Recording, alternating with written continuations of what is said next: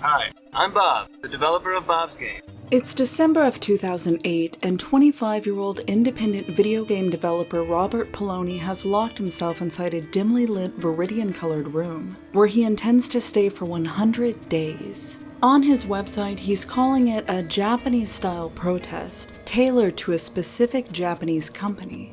A livestream documents Pelloni as he sits in front of an old desktop PC, working thanklessly on the game which has claimed the last 5 years of his life, and will claim many more. An autobiographical RPG he's eponymously titled Bob's Game. Welcome to Bob's Game. An LED strip above him switches from marking the duration of his protest to calling out to the one person Pelloni believes can prevent his work from being in vain. My name is Reggie. I'm about kicking ass, I'm about taking names, and we're about making games. Public humiliation, ridicule, self-sabotage. Pelloni is willing to endure it all if it will only get his game noticed by the company he's idolized since childhood. Appeals to come to his senses are ignored, and his supporters can only watch in astonishment as even the game itself becomes a vehicle for Pelloni's frustrations. This is Bob's Game, the Nintendo title that wasn't.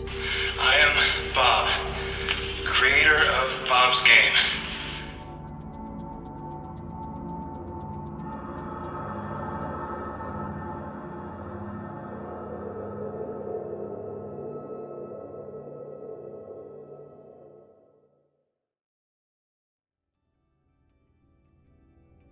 Bob's Game seemed to appear from nowhere in the summer of 2008, when a video showing footage from an unreleased game was uploaded to YouTube. A dark-haired sprite emerges from his home, walks down the sidewalk, crosses an intersection while a car waits for him to pass, and explores a densely populated town. Buildings open up to detailed interiors. Queues of NPCs line up at cash registers, each appearing to go about their own business. Beyond the city square, the sprite follows a tree-lined path toward a school, all to the tune of an overworld theme reminiscent of the MIDI-based soundtracks of the 90s.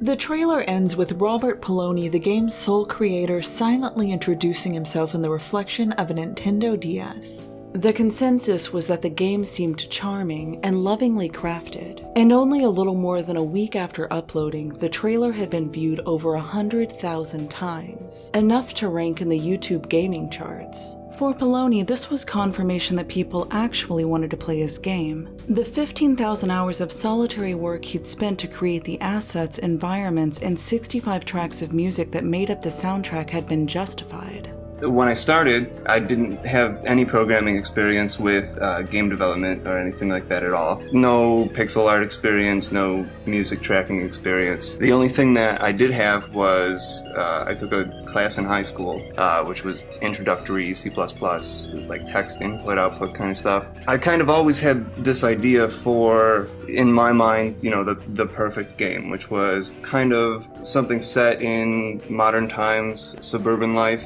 not dragons, fantasy, magic, any of that kind of thing. Pelloni could be found on various message boards answering questions and participating in discussions surrounding his game. People were eager to see more. While his trailer was evocative, core gameplay mechanics were difficult to determine, and requests for more comprehensive footage were among the most common reactions. So, Pelloni released another, longer trailer, which featured dozens of environments and over 200 unique characters that populated what Pelloni described as the largest video game ever created by a single person.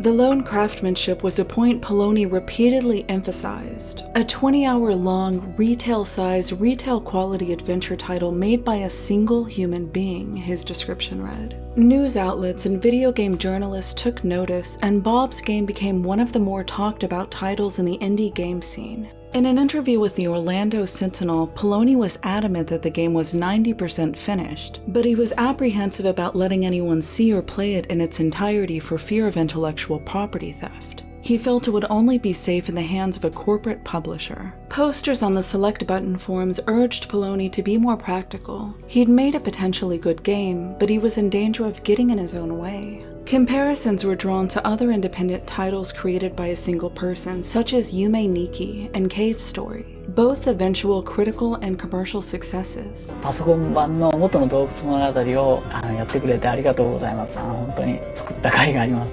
But whereas those games were initially self-published, only to be later released by larger publishers after gaining a cult following, a precedent that many suggested Pelloni follow. From early in its development, Pelloni made it clear that his game was intended to be played on a Nintendo console. He'd even loaded the game onto a homebrew Nintendo DS cartridge for his videos. Check it out. World premiere, right here. It's next, it's the way of the future. When is the world premiere? I want to get it published on the DS mainly because of the satisfaction of having it manufactured, Pelloni wrote. I know it's not the most profitable medium. I'll make $1 or $2 a copy instead of the $5 or $10 I can make online. There's just something about seeing something I worked on for so long in a shrink-wrapped box, even if it's buried in a bargain bin at Walmart. But there was an obstacle, one which Pelloni would go to mystifying lengths in an attempt to overcome. He needed Nintendo's official software development kit. I have to get the Nintendo development kit, which is it's called the Nitro SDK, and that's something that you can't buy unless you're a licensed developer from Nintendo or if you're working with a publisher. So right now I'm still working with the free, open source development tools, and before it can go retail, before it actually, works on a retail cartridge and they can manufacture it and kind of do, bug testing on it with the development hardware, it has to be converted over to use all the official software. That's pretty much all I have left to do. He'd submitted an application for the development kit, but Nintendo never responded. I am supposed to receive a decision in 6 to 8 weeks, he wrote. It has been 16 weeks. And in an attempt to get Nintendo's attention, Pelloni began a campaign that would ultimately overshadow the game itself, alienate him from his supporters, and potentially sabotage his efforts at becoming a licensed developer.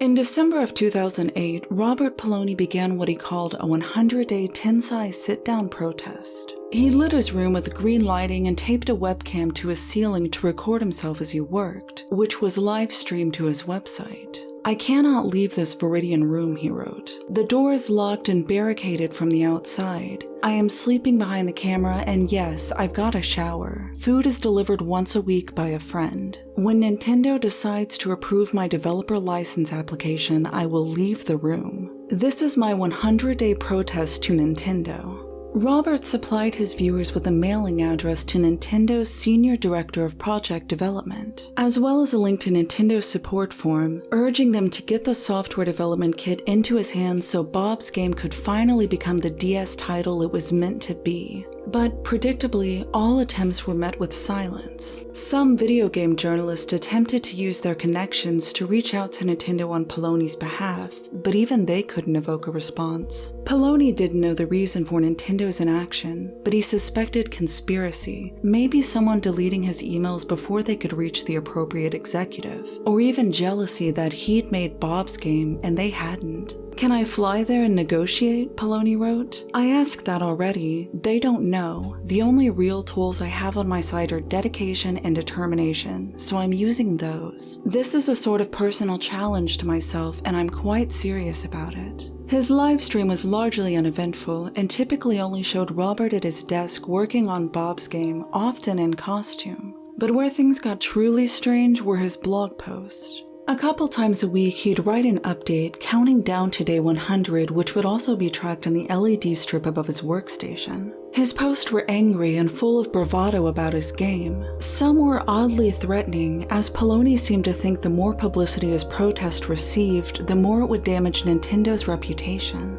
To many watching, the red flags of a hoax or bizarre viral marketing campaign were going up. But Pelloni explicitly stated that this wasn't the case, even complaining that people weren't taking him seriously. As the protest continued, Robert's grasp on reality seemed to weaken. He'd write a post calling himself a genius and the greatest developer to ever live, claiming his game must have humiliated Nintendo's team of engineers. I have swam across the ocean only cruise ships could cross. I have walked through the desert of no return. I have made history, and history cannot be undone. He would later apologize to Nintendo in his fans force outburst, only to then write an even more outlandish post, demanding the development kit or else he would take his revenge. Posts like, "I will crush you into dust and flush away the ashes like any other filth," began to resemble a professional wrestling promo. He would write something unexpectedly sincere and vulnerable, such as this post about how much Nintendo as a brand has meant to him his entire life, how Bob's game was made only for them and he couldn't bear to release it any other way,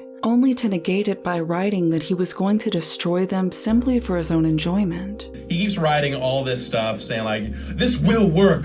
Reggie will hear me." And it's, it sounds, the writing sounds like it is coming from a crazy person. Like there's nothing rational about anything that's being typed. And it sounds like the sort of guy that is eventually going to hurt himself or kill someone else to get Reggie's attention, like that kind of crazed stalker John Lennon scenario. People weren't sure how to interpret what was happening to Robert Pelloni, but whatever it was hard to imagine it would result in being granted Nintendo developer status. So what exactly was Pelloni thinking? As desperate as Pelloni's 100-day protest may have seemed, the conditions weren't drastically different from how he'd been developing Bob's game since its 2003 inception. In order to remove any distractions, Robert would often break his cell phone and seal himself inside his apartment, plastering the walls around his workspace with notes and words of affirmation. "To keep myself inside and focused," Pelloni wrote, "I screwed some boards across the door to make it annoying to open, covered it in black plastic, and piled up everything I wasn't using against it. I stayed inside for sometimes over a month or two." The main themes in Bob's game took a while to evolve, with its earliest iteration being tentatively titled Zeldrug, which was meant to be, quote, like Zelda but with guns and drugs like Grand Theft Auto. Slowly, the idea morphed into something more recognizable to its current form, with the graphics being built in a tile editor his childhood friend had programmed for him. Under its second title, Button Mash, it would be similar to a role-playing game with a large open world to explore, but with the traditional battle sequences replaced with mini-games, homages to classics like Tetris, Super Mario Bros., and Pong. I kind of wanted to make something more based around exploring, more based around talking to people. You kind of have to have some action element to it and some kind of skill building element to it. Instead of the battles, I try to do minigame challenges along with quests and along with the talking to people and problem solving. By the time the idea was fully realized, it had become Bob's game. His history with Nintendo began in early 2008. Pelloni showed a company representative Bob's game running on a DS, and they'd agreed to meet at the upcoming Game Developers Conference, an event which would become an annual pilgrimage for Robert. But the meeting didn't go as he'd hoped. His game was buggy, and the representative appeared unimpressed. He asked me if I would be willing to work with my own team within Nintendo, Pelloni wrote. Without even considering it, I immediately said no. Despite still inviting Robert to apply for developer status, the Nintendo representative told him, "Sadly, I don't think your game will ever be released." Months later, as Pelloni was weeks deep into his protest, press outlets and fans assumed that Robert had either gone crazy with frustration or was attempting to drum up publicity for his game. But the game no longer seemed to be the focus. Pelloni himself and his grievances with Nintendo had replaced it. Attempts to link the protest to the game, such as Pelloni referring to Reggie Fils-Aimé, the president of Nintendo of America, as you, the name of the game's protagonist, only invited further confusion. And Nintendo's continued silence was confirmation that whatever Pelloni was attempting simply wasn't working. After only a month, the Bob's Game livestream ended with his workspace completely trashed. "It was foolish of me to think Nintendo would hear my pleas," the accompanying text read. "They're just another heartless corporation only interested in the biggest profits." Though the resolution was poor, you could just make out Pelloni motionless in the debris. Posters from the Select Button forums were concerned. One even called the police, who soon showed up to Pelloni's house. After rousing Pelloni from the floor, the police insisted he put a disclaimer on his website stating the suicide was a hoax, to which he complied, even releasing a video of himself staging it all. And the following day's headlines would read, Bob's Game creator raided by the police while faking his own death on webcam. Hi, I'm Bob, the developer of Bob's Game. We're in New York City, where we're going to the one and only Nintendo World Store. Coming soon for the Nintendo DS. This is the developer of Bob's Game, sole developer.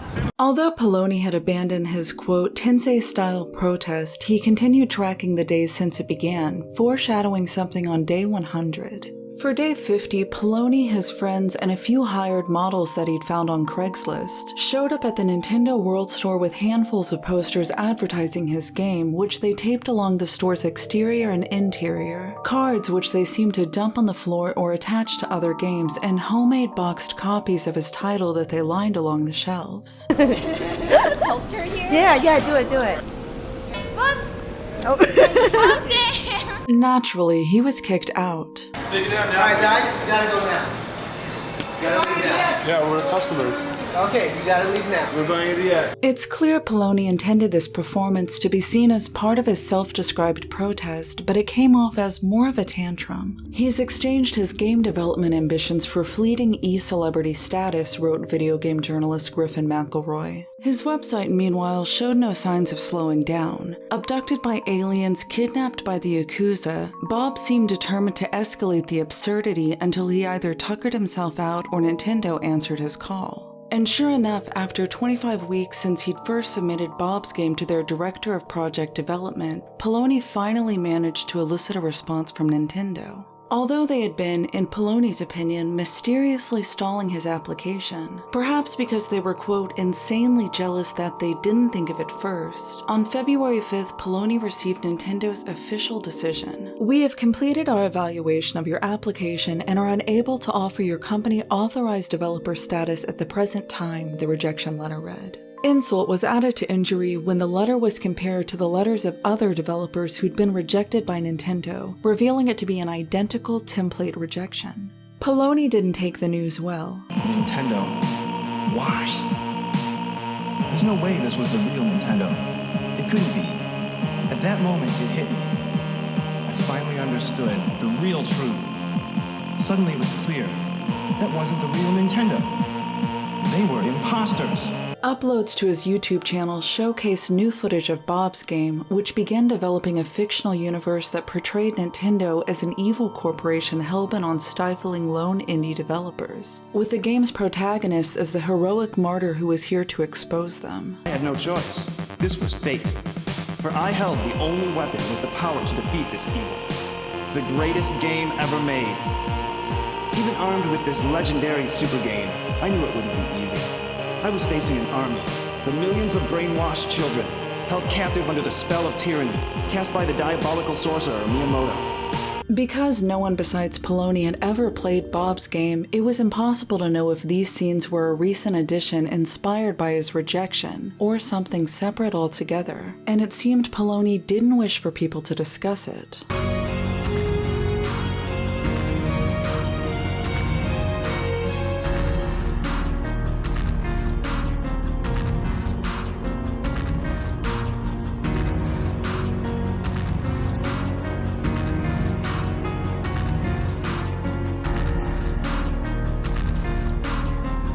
Although it wasn't hard to empathize with Pelloni's disappointment, his behavior made it much easier to understand Nintendo's decision. He is as much of a nut job as this thing makes him sound. Yeah, I would go dark on that guy too. And while it was obvious that much of what Pelloni posted during this time was little more than histrionics, the vitriol he had for Reggie and Nintendo seemed genuine.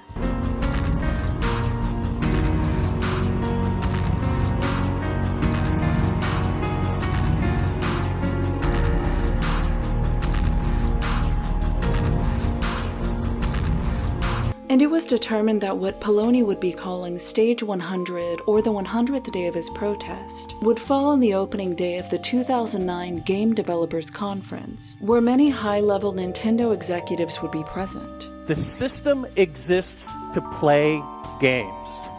Games created by Nintendo and games created by you.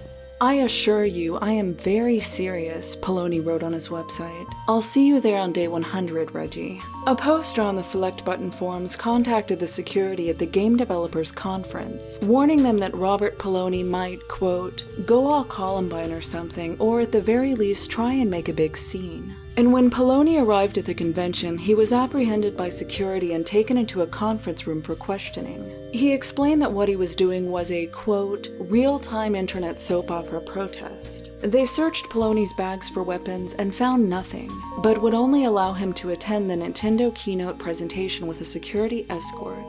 And all of you here in this room have also kindly supported Nintendo as software developers and as game players. Thank you. From the bottom of my heart, we appreciate all you have done. Pelloni kept emailing Nintendo, alternating between angry and apologetic letters, all to no response, until he found that they had eventually blocked his email address. At this point, Robert seemed to realize that whatever he was attempting had failed. At a point, I am going to expect this to just turn out to be like a guerrilla viral ad campaign for Doritos or something.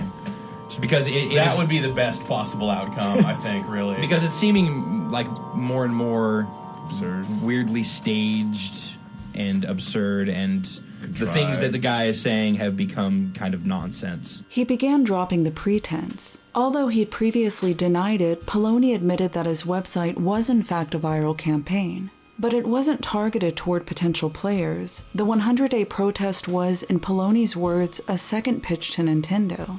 Bob was hoping to make up for the unsuccessful presentation he'd given at the developers conference a year prior by doing something more memorable, more exciting. In an email to his Nintendo contact, he told them to be on the lookout for, quote, "something big, something important and original."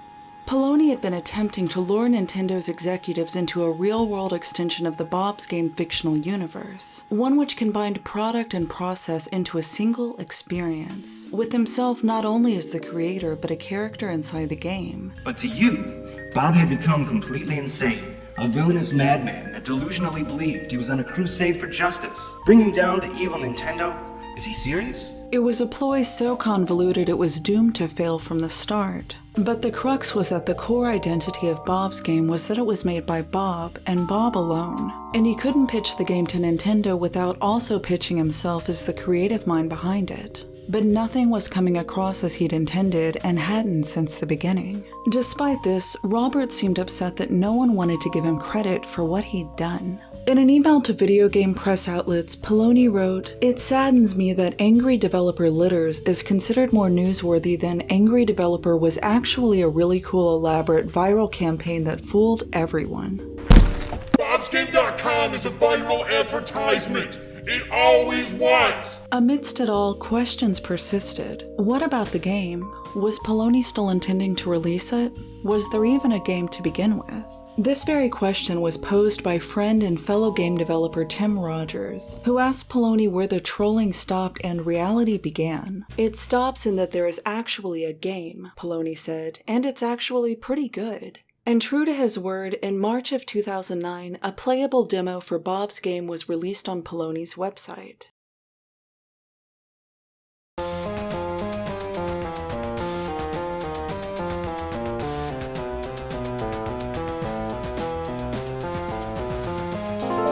The demo was only playable on a Nintendo DS emulator and featured about an hour and a half of gameplay. It opens with the game's protagonist having just moved into a new house with his parents and two siblings, navigating through mazes of moving boxes to collect items and trigger events before branching out into the world. The minigame challenges were difficult, perhaps too difficult. You suck, fucking dick. I ain't doing that again. One more try. Fuck Bob. Fuck Bob, man. Fuck Bob. Okay. Okay. Many who streamed themselves playing the demo had to run the emulator at half speed in order to progress. And especially, you know, we're playing at like half speed here. Again, this would probably be a million times more difficult if it wasn't. I remember this being quite tough. But the bones of the game were good. It was heavily autobiographical, and the metafictional elements, such as the cutscenes of Pelloni in his room developing the game, worked much better as a part of the game's storyline than as a viral advertisement. With something tangible to offer, Pelloni began to earn back some of the goodwill he'd lost with his protest. The demo proved that his game was real, even potentially good, and that Pelloni was perhaps just a misguided individual who didn't understand how to present himself. I'm really not the best salesman. I am not a marketer, I don't do a pitch. A reporter for MTV News even confronted Reggie of Nintendo about their decision to deny Pelloni developer status. He did submit to be a licensed developer, Reggie said. We evaluated the opportunity. We decided at this point in time he did not meet the requirements to be a licensed developer. When the interviewer pushed for specifics, Reggie replied, "We unfortunately cannot get into the details of Bob." Pelloni finally decided to submit Bob's game to other publishers such as Sony and Steam, but he was rejected there as well, which Pelloni attributed to his notoriety. At this point, Pelloni could have released the game himself, like many had been suggesting for years. He'd done the hard work of creating the game and the near impossible task of marketing it himself, albeit at the expense of his own reputation. People were waiting for his game, and he needed only to give it to them. But Pelloni's grievances with Nintendo were clearly unresolved. He'd long been calling Bob's game a killer app, a term used to describe software so good that it compels consumers to buy the hardware it's exclusive to. And if released on something other than the DS, Pelloni was sure Nintendo sales would suffer as a result. If Bob's game is released worldwide as a killer app homebrew title, Pelloni wrote, this could potentially lead to the DSi becoming completely useless as a countermeasure. So he decided to release Bob's game via his own handheld video game console. This is the ND, the Indie Handheld Console. It's about the size of a micro, with a larger screen, more buttons, and a faster CPU. According to Pelloni, the ND would be made cheaply by a Chinese company called Dingu, and would be sold cheaply as well, $20, which included a copy of Bob's game, with an open invitation for all indie developers to port their games and keep 90% of the revenue.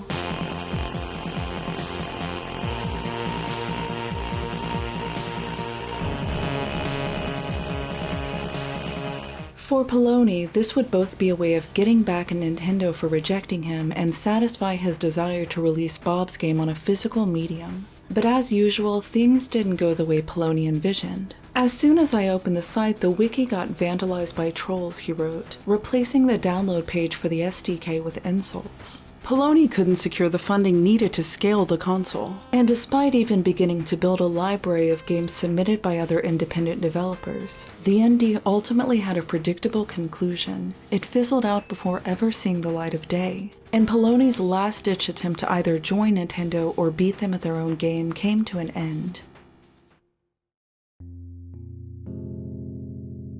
In the following years, indie gaming saw something of a boom, with several games developed by a single person or very small teams, releasing to critical and commercial success. Well, games are a lot more accessible now. Creating games is a lot easier now. It's easier to make them and to sell them and to survive off them. So it's good to see indie games, which is kind of that corner of the market where you've got small teams making weird games that can still survive next to the AAA games. I think is a good thing. Independent creators who Pelloni had befriended at past developer conferences began releasing their games. Tim Rogers went on to see success with Ziggurat. Phil Fish, who Pelloni had reportedly offended by stating his game looked like Cave Story, eventually released Fez, also to widespread acclaim. But over the next couple years, news of Bob's game was sparse to non-existent. Pelloni would occasionally upload to his YouTube channel, but with the videos only a few seconds long and devoid of any content, they seemed to only serve as a reminder to the few who were still paying attention that he was still around.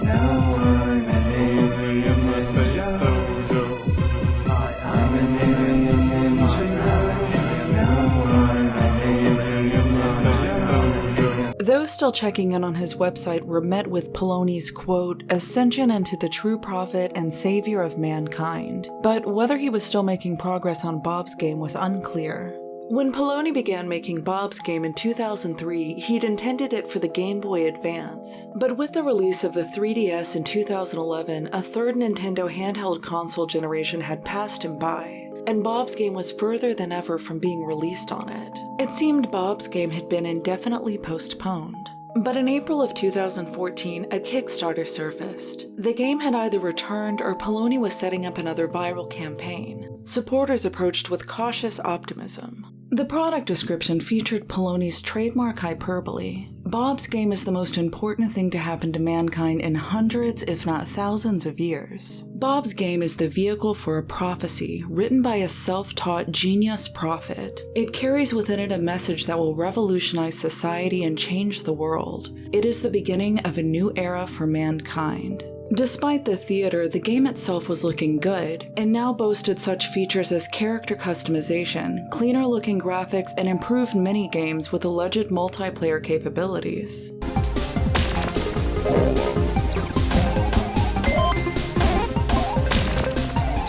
And best of all, there was no mention of attempting to goad Nintendo into releasing it.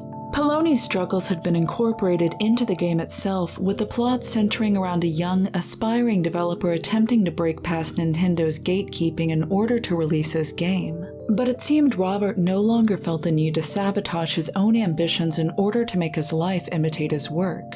He announced the game would be released on other platforms in December of that year. Pelloni wrote he was inspired to make the Kickstarter by his friend Alex Peak, who'd raised over $170,000 for his game Code Hero. But Robert's target was much smaller. At $10,000, he was asking his backers for the means to buy what he called a hack van, which would be a cargo van fitted with solar panels from which to live and work.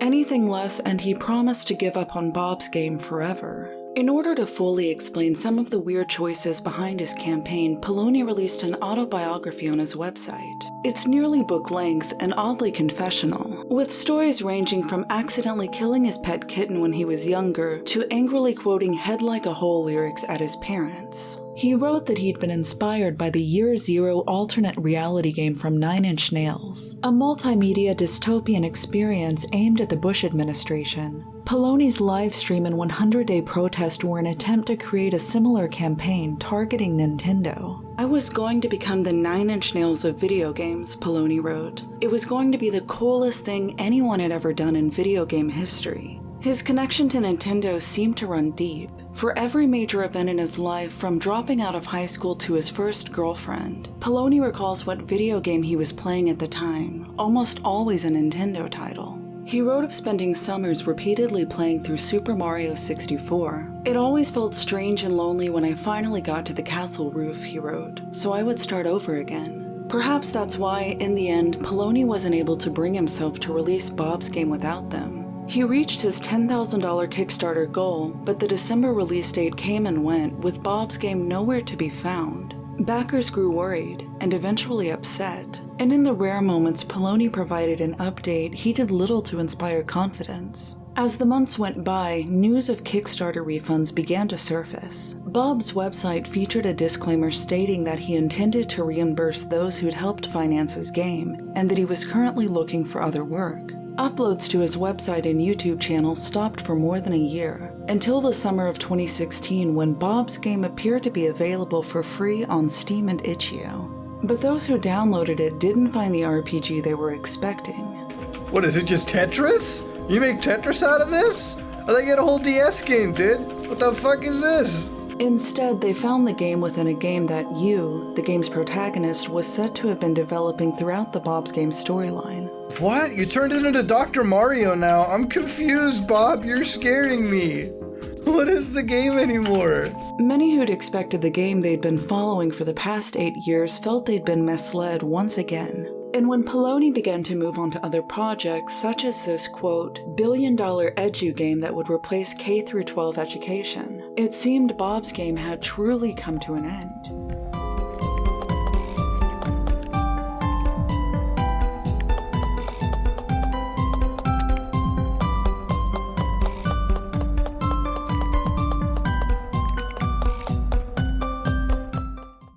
The saga of Bob's game, while unique in its own way, is not without its parallels. Stories of independent developers responding to the sudden rush of attention they've received with self-sabotaging behavior appear more frequently than one might expect.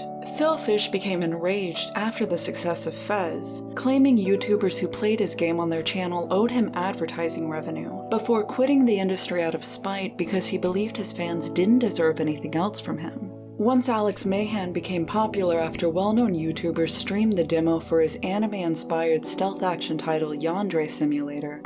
Oh! Oh, she woke up!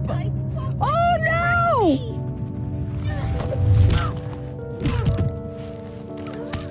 His game fell into developmental purgatory while Mahan's personal reputation was marred by outbursts and accusing fans of slowing progress by sending him too many emails. When you send me a stupid email, you are actively sabotaging the game's development. Other independent video game developers, however, seem to handle the pressure and expectations well, and they're often used for comparison against the ones who don't.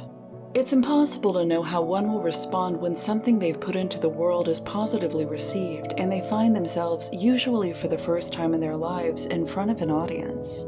Pelloni has remained largely silent in recent years. He's been banned from updating his own Wikipedia page for failing to follow editing guidelines. He'll occasionally appear in forum discussions whenever the subject of his game comes up, always quick to assure his fans that he's still working on Bob's game but vague as to the specifics. Reggie Fils-Aimé stepped down as the president of Nintendo of America in 2019. His replacement is fittingly named Doug Bowser. Perhaps Pelloni would find him more receptive to a renewed campaign to bring Bob's game to Nintendo once and for all.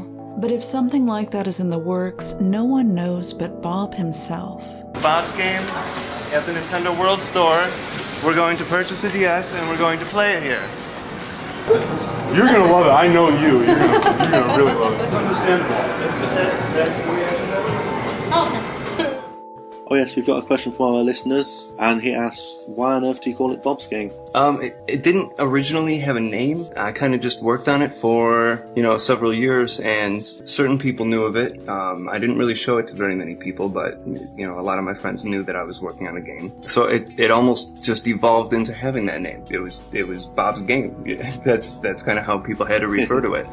And that kind of, originally I didn't have the idea to put me in as the end boss. I was kind of trying to come up with who's the end boss, who's going to be the end original. Yeah. Right, who's going to be the end boss. So eventually it occurred to me, everyone's calling it Bob's Game. I was wondering, I should put myself in the game somewhere, that would be clever.